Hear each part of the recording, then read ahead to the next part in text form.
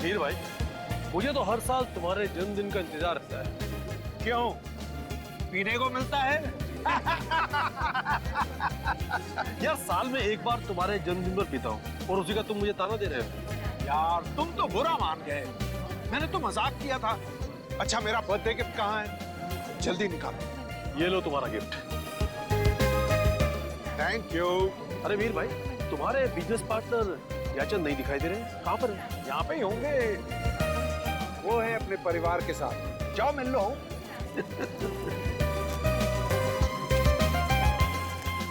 Hello mister Ranjit, कैसे हैं आप? मैं बहुत अच्छा हूँ, आप कैसे हैं? मैं ठीक हूँ। एक्सक्यूज मी, मेरा फोन आया है। भाई जयचंद जी सब दिखाई दे रहे हैं, आपकी छोटी बहू नहीं दिखाई दे रही। वो भी अभी आती है होगी अंकल। अरे केक वेक कहाँ है? चलो भाई। आपने कुछ लिया? हाँ लिया ना ये। अच्छा।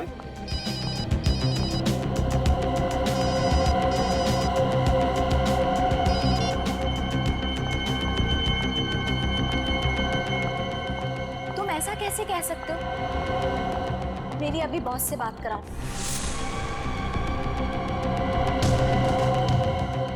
अरे ये सब गलत हो रहा है, बात कराओ मेरी बॉस से अभी।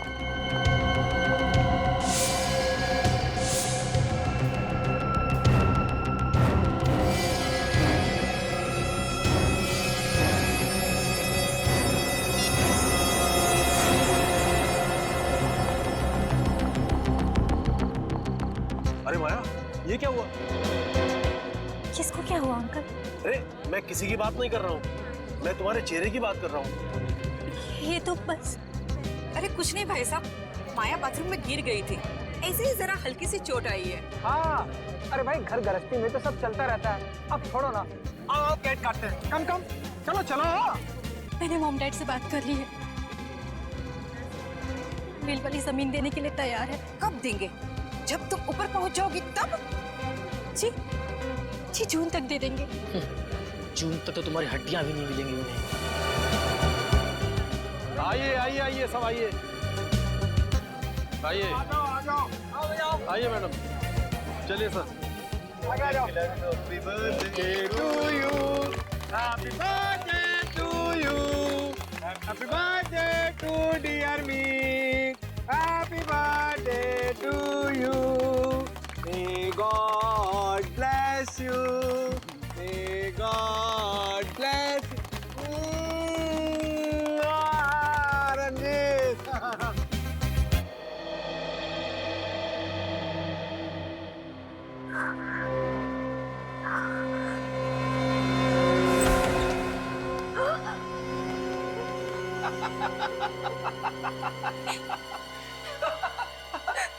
क्या हुआ?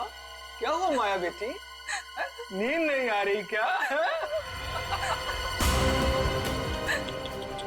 उससे तुम्हारे आंसू नहीं देखे जाते, इसलिए मैं सोचता हूँ कि तुम्हारे इस रोज रोज के रोने धोने के झंझट से हमेशा हमेशा के लिए मुक्ति दे दूंगा। प्लीज मुझे मत मारिए, आपको पैसे ला दूंगी, ला दूं पैसे। अरे मगर जून तक इंतजार कौन करेगा? हाँ मैं फिर से कोशिश करूंगी, मैं मॉम डैड को बोलूंगी कुछ उनसे पहले पैसे ला देंगे। मना नहीं पाई, अब क्या बनाएगी?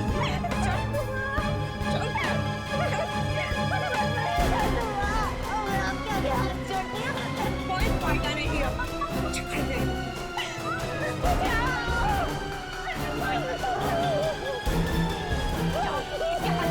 चलो जाओ कुछ लो।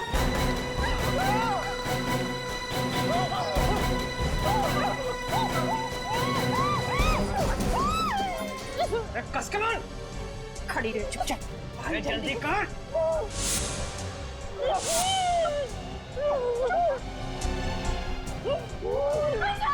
मंती प्यार दो।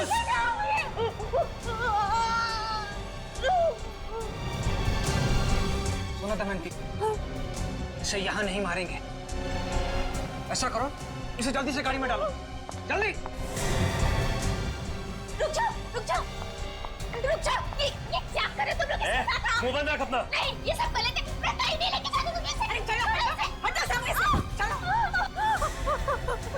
चलो, इसे यही बंद रहने दो, इसे तुम आके बाद में में निपटेंगे। चलो चलो, बचाओ बचाओ, कोई तो बचाओ इसे, कोई तो बचाओ, खोलो दरवाजा, खोलो, कोई तो बचाओ, बचाओ इसे, खोलो।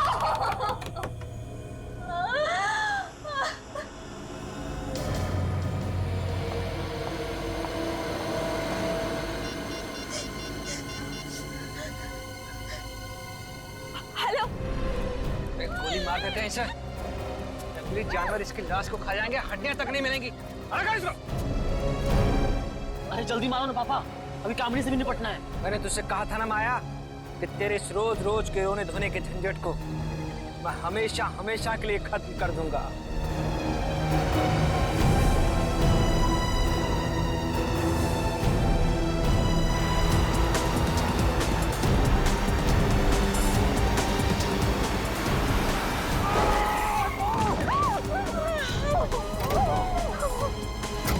अरे मुझे छोड़ो, उसे पकड़ो, नहीं तो सब के सब मारे जाएंगे। चलो।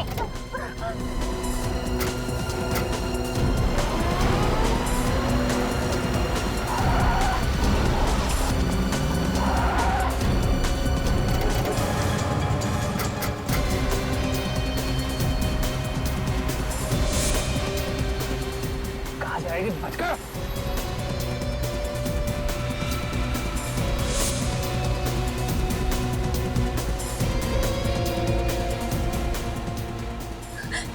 दीदी, दीदी आज मेरी मौत होके रहेगी। हिम्मत रखो, मैं हूं ना तुम्हारे साथ। जल्दी चलाओ ना। ओ दो पापा, जल्दी करो पापा। एक बार मुझे मौका मिलने दो। कामिनी को भी मार दिया होता उसी वक्त तो आज ये नौबत ही नहीं आती। रोक दे दोनों को, लगेगा साला दोनों एक्सीडेंट है मारेंगे।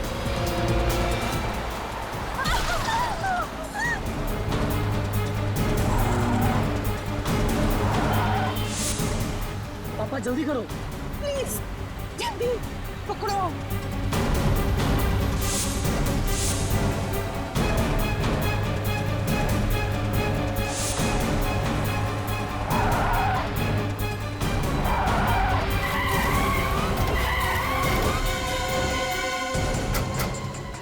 विवेक पूर्वी, तुम लोग उस गाड़ी में देखो, बहुत तमाशा हो गया। चलो देख लो बात।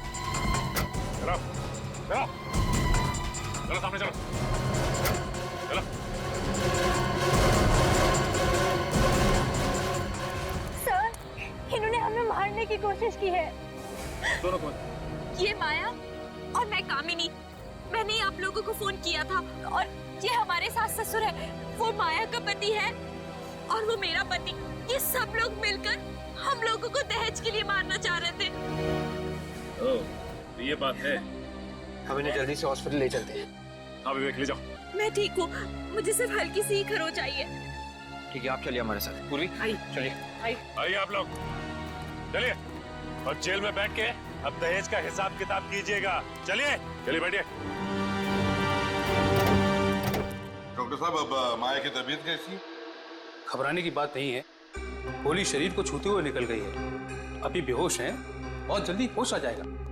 फिर भी डॉक्टर साहब, कितना वक्त लगेगा उसे ठीक होने में? अब कम से कम 1 हफ्ता तो लगेगा ही। कम से कम 1 हफ्ता लगेगा। सचिन, तुम और पूर्वी यहीं पर रहो।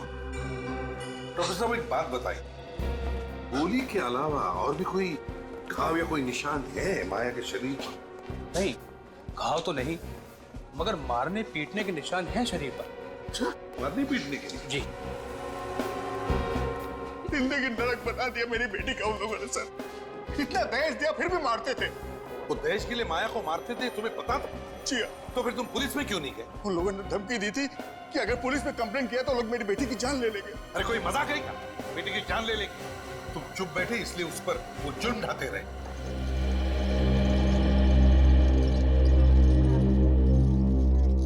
Excuse me. ठीक है जाइए।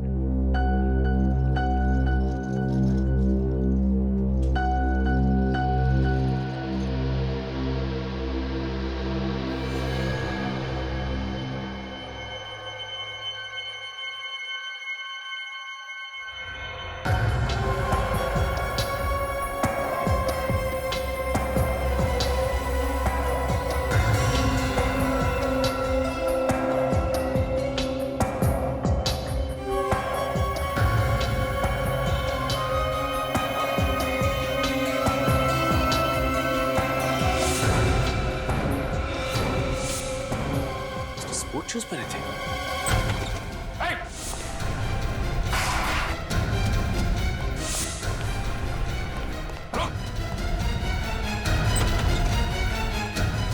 क्या हुआ पूरी? सर किसी ने माया पे हमला किया। माया पर हमला किया?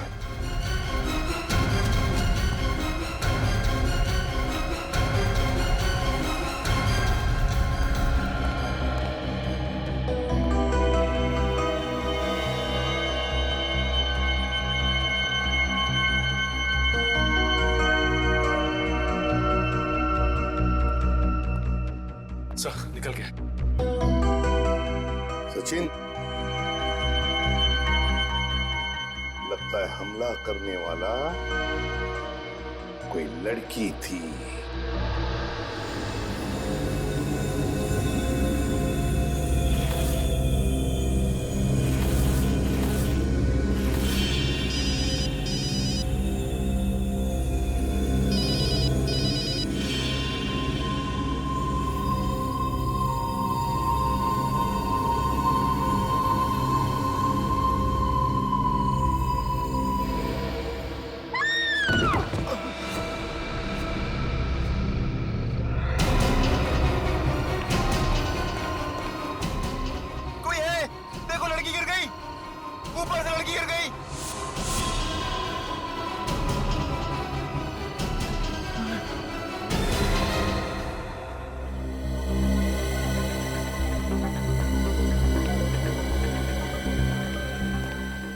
ये कामिनी कौन से फ्लोर पे रहती है?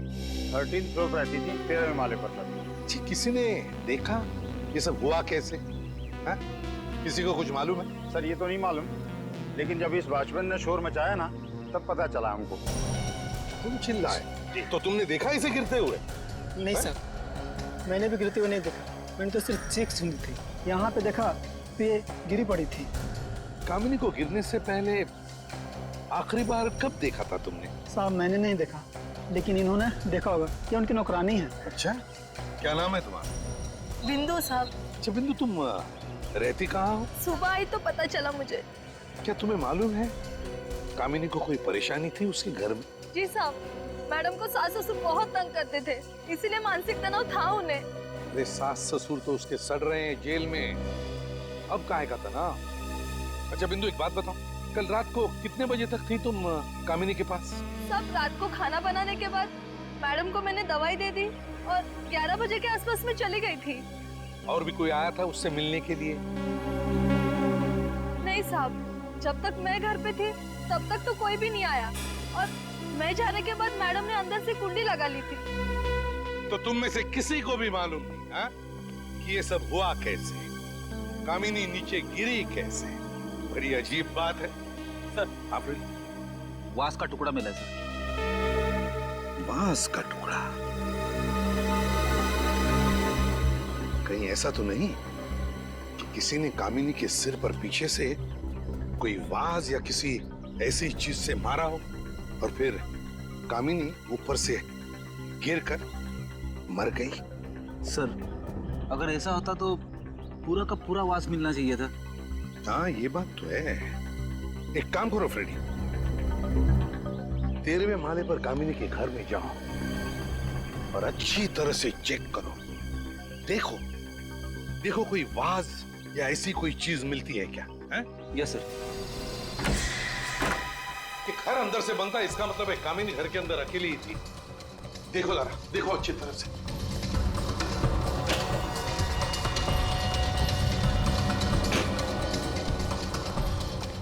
ये क्या है? तो सामान पैक करके रखा हुआ है, शायद कहीं जाने की तैयारी थी। हाँ, लग तो ऐसा ही रहा है। कहाँ जाने वाली थी कामिनी? नहीं साहब, मुझे तो कुछ बोला नहीं मैडम ने, और ये बैग भी मेरे सामने नहीं पैक की है उन्होंने। सर, अगर कामिनी बाहर जाने वाली थी तो उसने आत्महत्या यहाँ पे क्यों की? बाहर भी कर सकती थी। वही तो फ्रेडी, वही तो। ये कोई आत्महत्या नहीं है, कुछ और ही चक्कर है। इस बैग को तुम अच्छी तरह से चेक करो, देखो कुछ मिलता है क्या? है? Yes sir.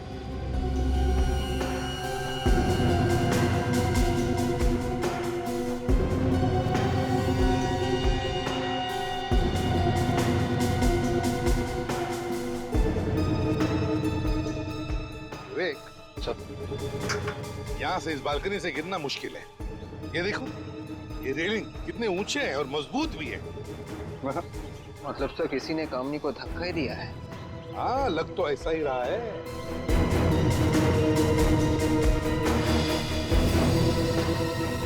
ये क्या है? जरा हटो।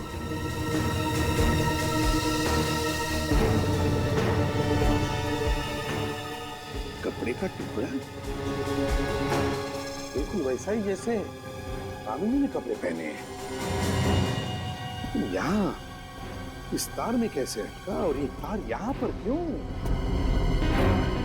एक काम करो सब, इस रेलिंग पे जितने भी उंगलियों के निशान सब के सब उठाओ। ये सर। हाँ।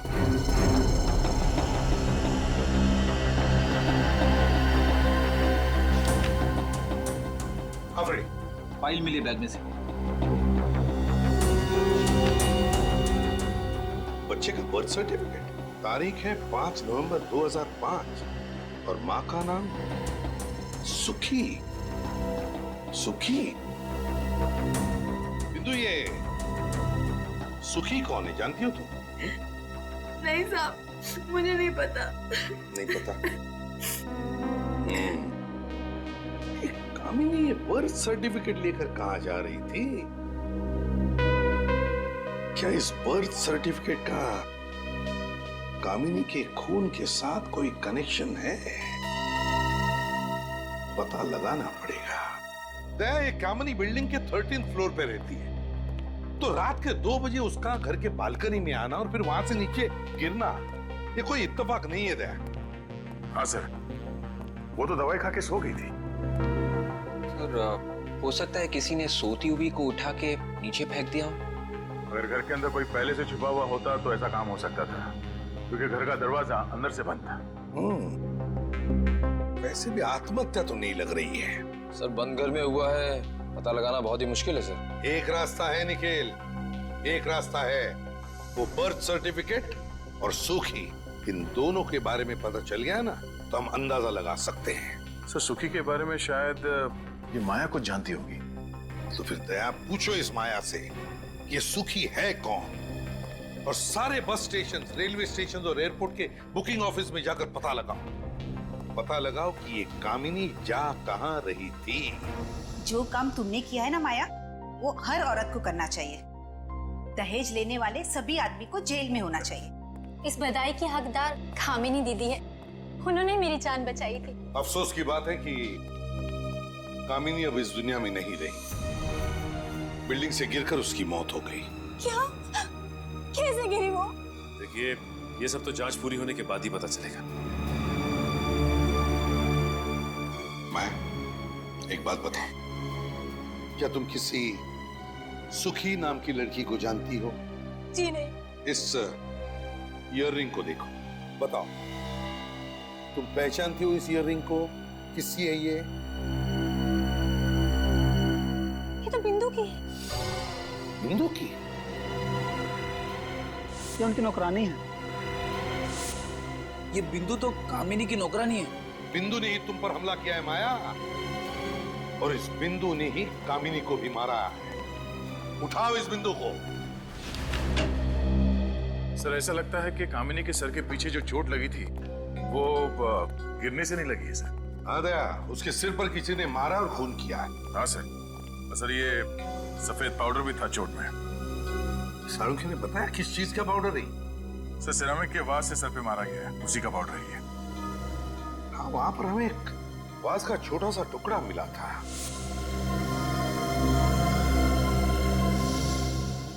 पूरा घर ढूंढने पर भी वो बचा हुआ वास कहीं पर भी नहीं मिला। तो फिर गया कहाँ वो वास?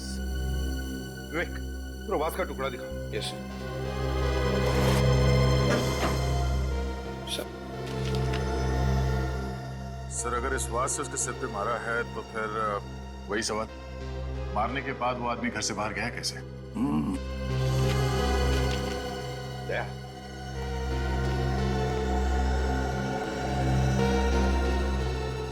इस फोटो को गौर से देखो।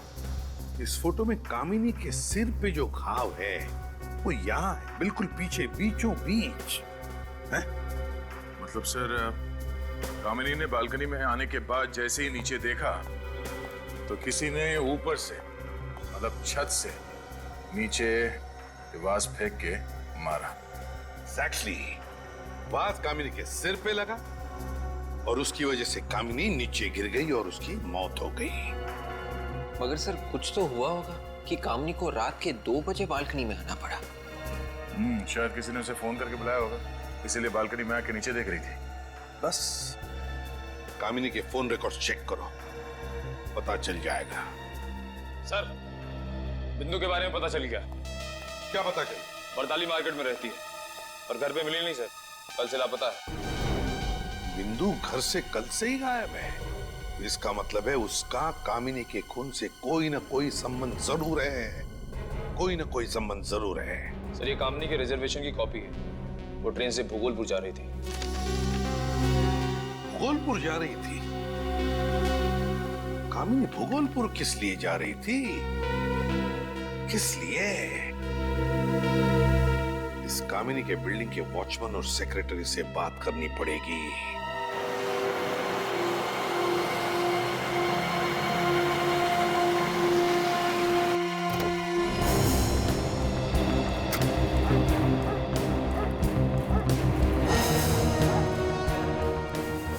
छोटा सा गांव है, हो सकता है कामिनी किसी रिश्तेदार से मिलने आने वाली थी। क्यों? उसका घर नहीं हो सकता यहाँ पे? हाँ सर, ये भी हो सकता है। कोई पहचान नहीं?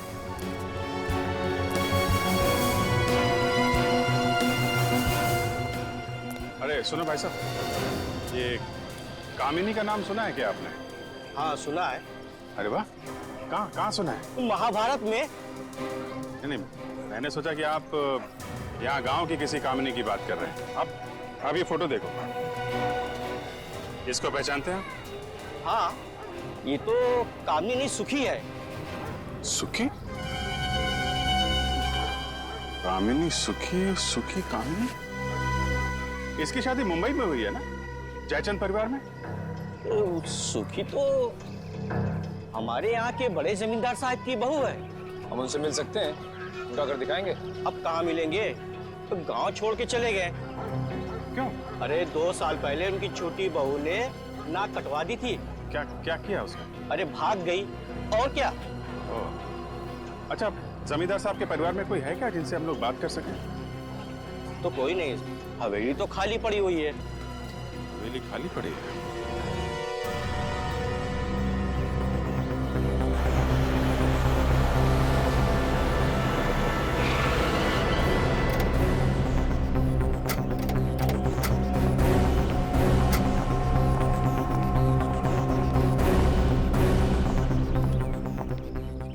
मालूम है ना क्या हुआ यहाँ पर कल रात को?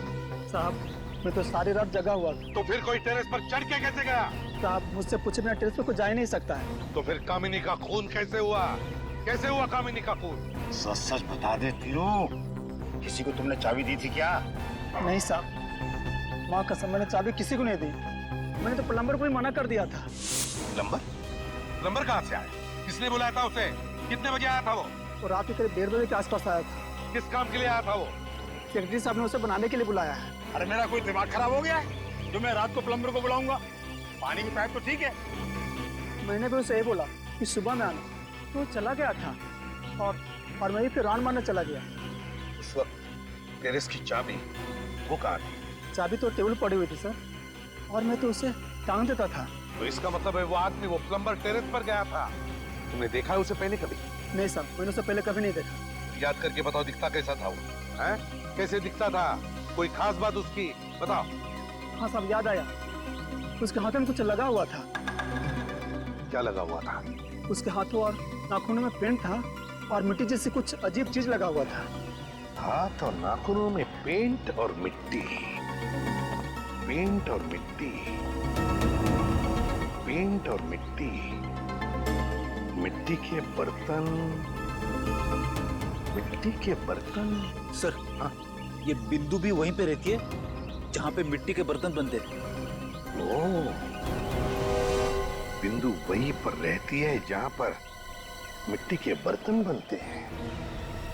तो इसका मतलब है कि कामिनी का खून बिंदु और उस प्लम्बर ने ही किया है।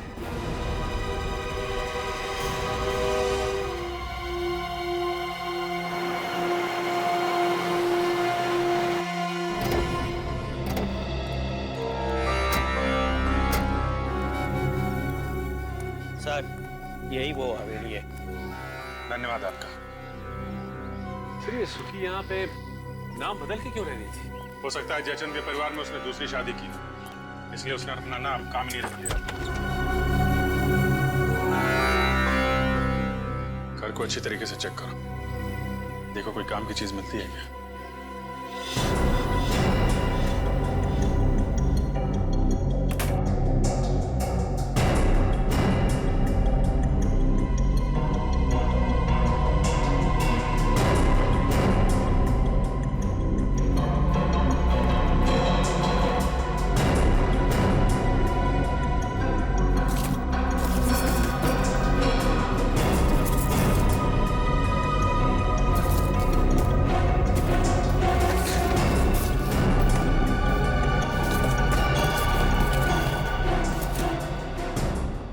रद्दी पड़े हैं सब।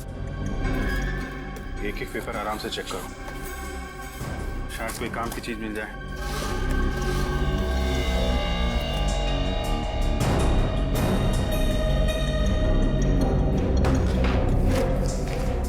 ये देखिए,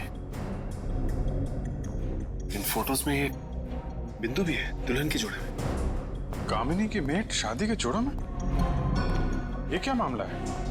सर कहीं ऐसा तो नहीं कि ये राजघराने की बहू है उसकी? हो सकता है, मगर यहाँ बिंदु कामिनी के अलावा ये तीसरी औरत भी है। कहीं यही छोटी बहू तो नहीं जो भाग गई थी?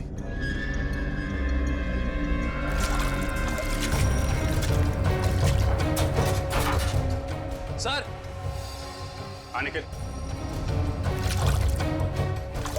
सर ये देखिए, कंकाल, औरत का कंकाल है। ये कहने तो बिल्कुल वैसे है जैसे इस औरत ने पहने हुए हैं। ये देखो,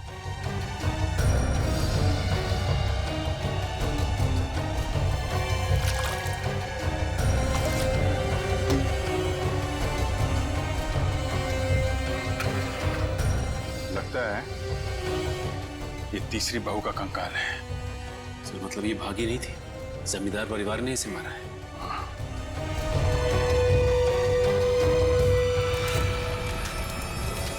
सर दोनों चारों तरफ आग लगी लगता है।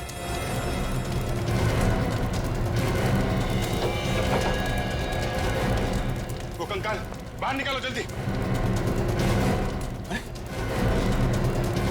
ऐसा किससे बात करती है?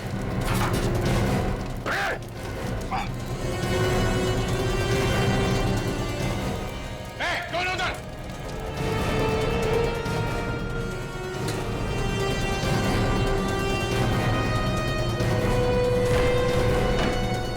इधर भागा जल्दी।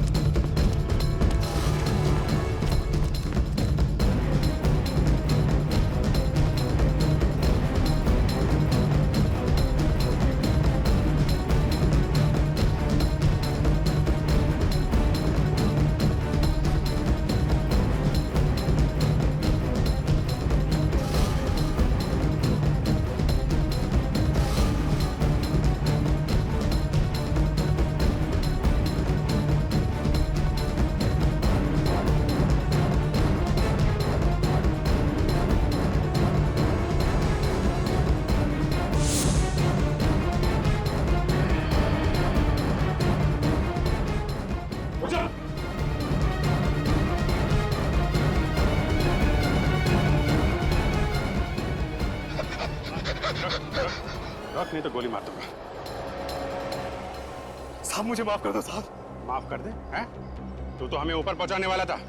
कौन है तू? साहब मेरा नाम झुमरू है साहब। लेकिन तुम मारना क्यों चाहता था? साहब मुझे जमींदार साहब ने हुक्म दिया था कि अगर कोई भी हवेली में घुसता है और कोई चीज ढूंढने की कोशिश करता है तो उसे जान से मार दो। अच्छा, कहाँ है तेरा ये बड़ा जमींदार? साहब पता नहीं वो कहाँ है साहब, लेकिन उन्होंने मुझे पैसे देके गए हैं और कहा है कि हवेली का और बच्चे का ख्याल रखना साहब। बच्ची का ध्यान रखना? कौन सा बच्चा? साहब गुड्डू, सुखी का बेटा साहब। सुखी का बेटा तुम्हारे पास है वो? हाँ साहब। चलो दिखा, लेके चलो इसे। सचिन, पुलिस स्टेशन से पता करो छोटी बहू के गायब होने की कोई एफआईआर लिखवाई गई है और उसके मायके वालों को इन्फॉर्म करो। आइए बैठिए।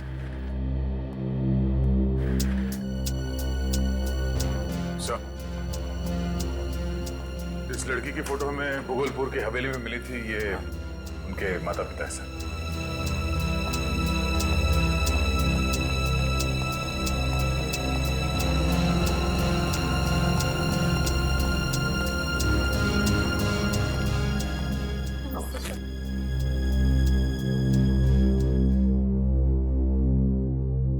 देखिए इन गहनों को, बताइए क्या ये गहने आपकी बेटी के हैं?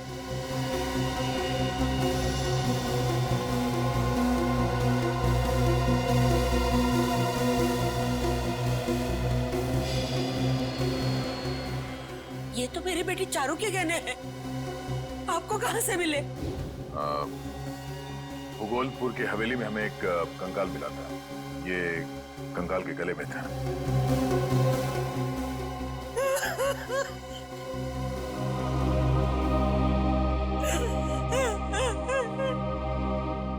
मुझे मालूम था मेरी बेटी भाग नहीं सकती। ये उन भेड़ियों का काम है, उन्होंने उसे मार डाला, उसका खून किया। किन लोगों की बात कर रही हैं आप?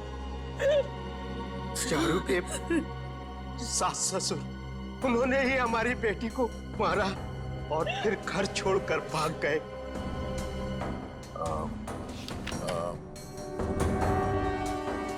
क्या इनमें है बोलो? हाँ हाँ साहब, यही है वो दहेज के लोभी जिन्होंने मेरी बेटी को मारा। पहले तो चारू की शादी अपने बेटे से करा ली और फिर दहेज की मांग करने लगे। तो क्या आपने दहेज दिया इन लोगों को? हाँ साहब, हमारे पास कोई रास्ता नहीं था। मुझसे बेटी का दुख देखा नहीं गया, इसीलिए हमने 2.5 करोड़ की संपत्ति इनके नाम कर दी और उन लोगों ने मेरी बेटी को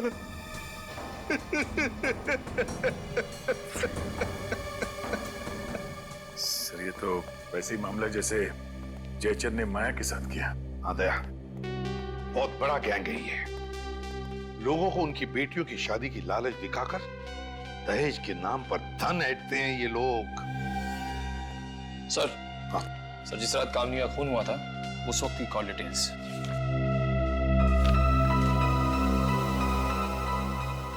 ये देखो दया, रात के 1:30 बजे कामिनी को किसी शौनक नाम के आदमी का फोन आया था।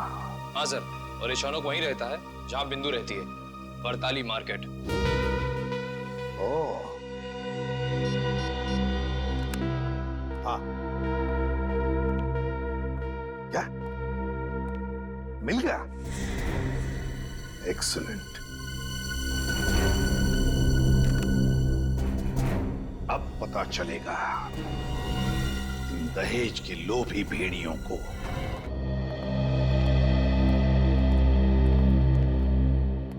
गुड्डू,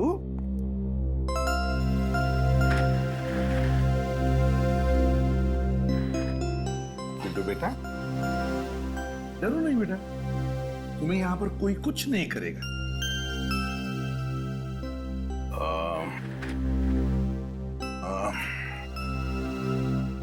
बेटा, हमसे दोस्ती करोगे? बोलो बेटा, दोस्ती करोगे हमसे? बहुत अच्छी अच्छी जगह घुमाने ले जाएंगे तुम्हें और बहुत सारे चॉकलेट्स भी खिलाएंगे। सच? चॉकलेट तो है मेरे पास। गुड्डू, हम तुम्हें कुछ सवाल पूछेंगे, जवाब दोगे? तो बताओ गुड्डू, तुम्हारे डैडी का नाम क्या है? अंकल, मैंने कभी डैडी को देखा ही नहीं। डैडी को देखा नहीं तुमने कभी? तो अपने मम्मी से पूछा कि नहीं कि कहाँ है मेरे डैडी? पूछा था, मम्मी कह रही थी कि बहुत दूर चले गए। कभी वापस नहीं आएगी। बेटा तुम झुमरू के साथ क्यों रहते हो? अपनी मम्मी के साथ क्यों नहीं रहते? मम्मी ने छोड़ रखा था झुमरू अंकल के पास, वही मेरी देखभाल करते थे। मम्मी तो कभी कभी आती थी मिलने। मम्मी आती थी कभी कभी? क्या वो अकेली आती थी या उनके साथ कोई और भी आता था? हर बार मम्मी के साथ अलग अलग अंकल आते थे। बहुत बुरे अंकल थे वो, मुझसे दूर रखते थे मम्मी को।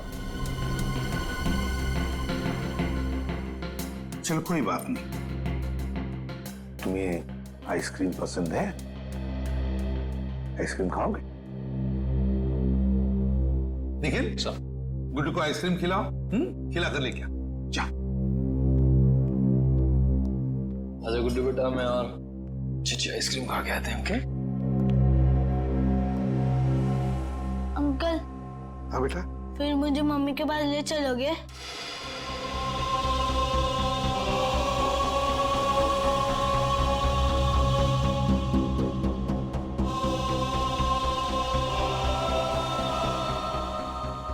हाँ बेटा गुड्डू, जरूर तुम्हें तुम्हारे मम्मी के पास ले चलेंगे।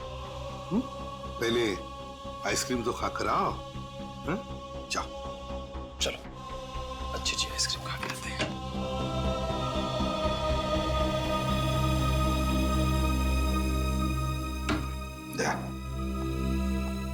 इस गुड्डू की माँ कामिनी जरूर उस गैंग में शामिल थी। हो सकता है कामिनी इस गैंग में मिली भी हो, मगर ये काम कोई उसे जबरदस्ती करवा रहा था, तभी तो बेचारी मारी गई। जयचंद और उसके परिवार वालों से पता लगाओ और कौन कौन लोग शामिल है इन कमीनों के साथ। और फिर ये बिंदु छुपी कहां है पता लगाओ।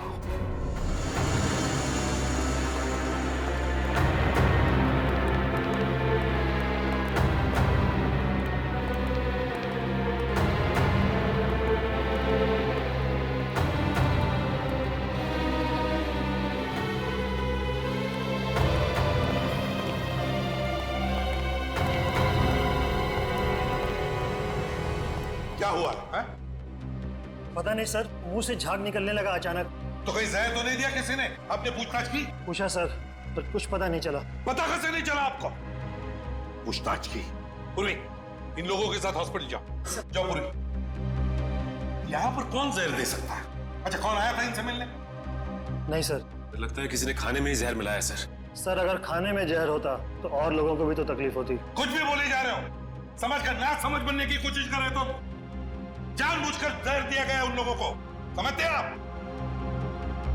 खाना कौन बना था यहाँ पर? बुलाओ उसे। खाना बनाने वाले को लेकर क्या? अरे खाना परोसा कहाँ जाता? कहाँ परोसा जाता है? जल्दी बताइए।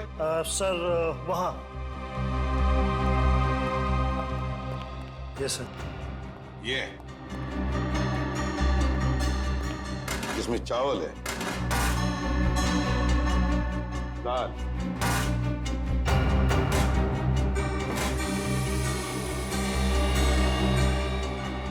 इसमें भी दाल। कैदियों को क्या दो पतीले दाल लगती है? नहीं सर, एक बड़े पतीले में तो काम हो जाता है इनका। तो फिर ये दूसरा छोटा पतीला किस लिए है? पता नहीं। है कोई दूसरा जवाब आपके पास इसके अलावा? सर खाना इन्हीं दोनों ने बनाया था। यह है भीखू और यह है गरुण। देखो भीखू और गरुण, इस दाल में जहर है। किसने मिलाया जहर? मालूम नहीं साहब। मालूम नहीं? जहर किसने मिलाया है? बताओ जल्दी। मालूम नहीं साहब। ये छोटा पतीला बिल्कुल नया है और इसमें से थोड़ी सी दाल निकाली गई है। क्यों? सचिन, इस भीखू को ये दाल पिलाओ। पिलाओ दाल से। नहीं साहब माफ कर दो साहब मुझे। साहब मैंने नहीं किया साहब, मेरे से करवाया गया था साहब। करवाया? किसने करवाया? कौन है वो? साहब एक आदमी और एक औरत है साहब। कहाँ मिलेंगे वो हमें? साहब आज रात को चेतारा नाका पे आने वाले हैं साहब, पैसा देने के लिए। आज रात को छतेरा नाका पैसा देने के लिए?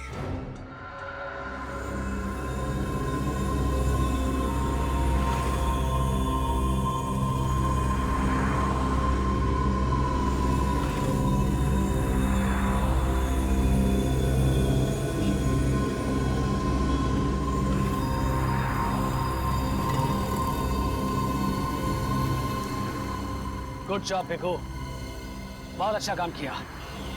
सांप भी मर गया और लाठी भी नहीं टूटी। अरे अरे, पैसे तो मैं घर ही भूल गई। कोई बात नहीं, पैसे के अलावा और बहुत कुछ लेकर आए हैं हम तुम्हारे लिए। सॉरी भिखू, कहा सुना सब माफ कर देना। बहुत अच्छा काम किया तुमने। ऊपर मिलेंगे ना तो पाई पाई का हिसाब करेंगे। ऊपर का हिसाब तो ऊपर होगा, पहले यहाँ का हिसाब तो कर लें।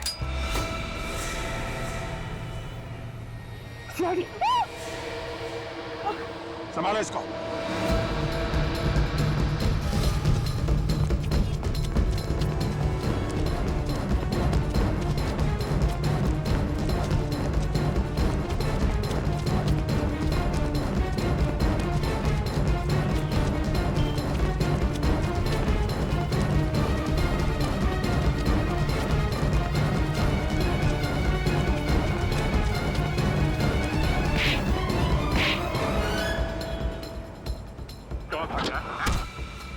पैरों पे जाना चाहता है ना, तो बता, कामिनी को क्यों मारा? मुझसे किसी ने कहा था। किसने कहा था? हाँ, टिकट रेडी है? हाँ, मैं आ रहा हूँ एयरपोर्ट। आधे घंटे में पहुंच जाऊंगा। तुम एक काम करो, तुम गेट पे ही मेरा इंतजार करो, मैं वहां पे ही तुम्हें मिलूंगा। नीनू। Yes sir. सारा सामान पैक है? जी सर। जल्दी से गाड़ी में रख दो। ठीक है और सर। मेरे लिए कोई पूछने आए तो कह देना तुम्हें पता नहीं कहाँ है। ठीक है सर। कुछ ऐसे लोग भी हैं जिन्हें कुछ बताने की जरूरत नहीं पड़ती। कौन है वे? सॉरी मिस्टर मीर, बिना बताए आना पड़ा। कोई बात नहीं, अब आ ही गए हो, वो आगे मत आना, मैं गोली मार दूंगा।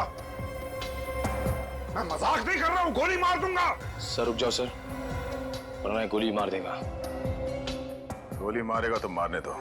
शायद इसे मालूम नहीं है कि सीआईडी ऑफिसर जब बाहर निकलता है तो बुलेट प्रूफ जैकेट पहन के निकलता है, और अगर एक गोली मारेगा तो 2 गोली खाएगा भी।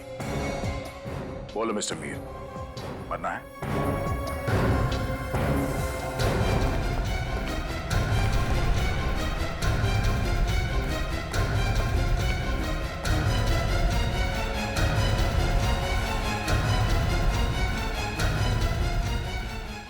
मिस्टर मीर, रास्ता उस तरफ है, चले।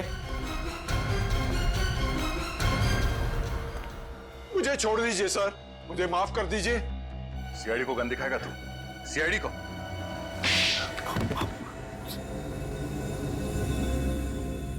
गलती हो गई सर। गलती से लड़कियों का खून कर दिया? 8 लड़कियां गलती से? पहले शादी फिर खून? कैसे? हटाते कैसे थे लोगों को तुम? सर, हम जिस शहर में जाते थे हम दिखाते थे कि हम बहुत अमीर हैं, बहुत शान और शौकत है हमारे पास, और लोगों को लगता था कि कोई बड़ा खानदान आया है। जी, अमीर लोगों के साथ जान पहचान बढ़ाकर हम अपने बेटे की शादी का प्रस्ताव रखते थे। और ऊंचा खानदान देखकर लोग अपनी बेटियों की शादी करने के लिए राजी हो जाते थे। हाँ। और फिर शुरू हो जाता था तुम्हारा दहेज लेने का चक्कर। लड़की को तब तक तंग करते थे जब तक वो अपने माँ बाप की सारी जायदाद तुम्हारे कदमों पे लाके नहीं डाल देती। जी। जैसे ही जायदाद मिली, लड़की का खून, है ना? जी। और फिर हम दूसरे शहर में चले जाते थे किसी और की तलाश में। इन सारे कामों में कामिनी भी तुम्हारे साथ मिली हुई थी ना? जी। तो फिर उसे क्यों मारा? लड़कियों को मारना नहीं चाहती थी, उसने जयचंद और बाकी लोगों को फंसा दिया था। विवेक, इन्हें अंदर भेजने का इंतजाम करो, केस चलेगा। फांसी का ऑर्डर आने तक ये वहीं रहेंगे। कामिनी ने वाकई बहुत बहादुरी और वीरता का काम किया है। हाँ दया, बिल्कुल। अफसोस सिर्फ इस बात का है कि बेचारी को अपनी जान गंवानी पड़ी। उसे मालूम था सर, इन लोगों के खिलाफ जाना मतलब मौत को दावत देना है, फिर भी उसने ये लड़ाई लड़ी। सर, कामिनी तो इस दुनिया में रही नहीं, मगर उसके बेटे गुड्डू का क्या होगा? बेचारा तो अनाथ हो गया। कामिनी का भाई उसकी देखभाल करने वाला है। और सर, ये माया किसी एनजीओ से जुड़ गई है जो इस तरह की शादीशुदा लड़कियों के लिए काम करती है। बहुत अच्छा काम कर रही है वो। और वैसे भी दया, कामिनी की मौत भी बेकार नहीं जाएगी। उसकी इस मौत की वजह से समाज की सोच में कोई ना कोई परिवर्तन तो जरूर आएगा। दहेज मांगना और दहेज लेना पाप ही नहीं, गुनाह भी है। इसलिए इस बुराई से दूर रहिए। बंद कीजिए दहेज मांगना और दहेज लेना।